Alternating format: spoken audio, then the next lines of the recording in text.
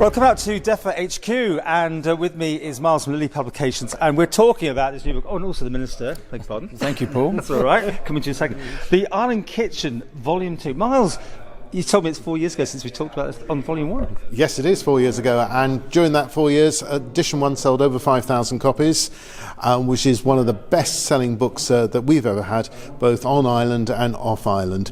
And I think it's done a lot for Isle of Man PLC during those last 4 years, and I hope the new one's going to do the same. Okay, well, more about the moment, but Minister, I mean, that's why we're here, because you've got all this selection of food. This is what it's all about. Now, it seems to be growing all the time. It is Local indeed. Our Food Matters strategy is all about growing local produce and also enabling people to produce on island and supply local market as well as export markets. And this book is an excellent example of where we're going, the restaurants and the produce, local produce that's available. And we should never forget that every £1 we spend on local produce with the circular money is worth about £1.83 to the local economy. Okay, well, back to you, Miles. I mean, you got all new recipes, all new things in here. I mean, was that quite a task? Yes, it was a big task, and we did it all within a 4-month period, and we drew in new restaurants and cafes and some of the smaller establishments as well. For example, like the tea rooms in Kirkmichael and also Close Lease, for example, which weren't in the last edition. I know they weren't open, but we've encouraged smaller units to be in the publication, which I think gives a broader outline of what we've got here to offer. Beautiful photos in here. You had some help, I believe, government help here? My department helped with the photography, yes, and they are really good photographs, you're right. The book smells gorgeous as well. Delicious. Yeah. That smell of that. You wait to get into the recipes. Yeah. I mean, what, 4,000 on the last edition, you said? I mean, that's pretty high. Is it one of your bestsellers?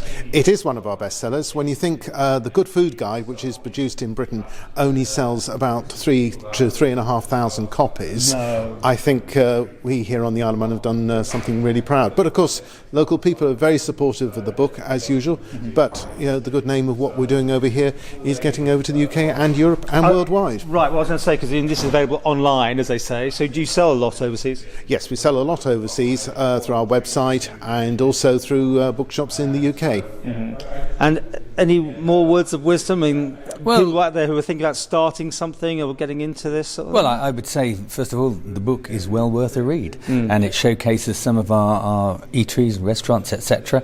I spent some time looking through it over the weekend, and it's certainly some of the recipes in there are going to be replicated in the Boot household very shortly, but it also encourages people to visit the eateries. I said it before and I'll say it again, we are becoming a foodie destination, and it's all about locally produced food, low food miles as it were, and good produce. And is it fishy though? I mean, you know, is it going to be all queenies and things? There's quite a lot of fish in there, Paul, but there's plenty. There's plenty of other things there really to suit everybody, and I think it's the sort of broad basis of what's in that book, from fish dishes as you've just described to homemade cakes.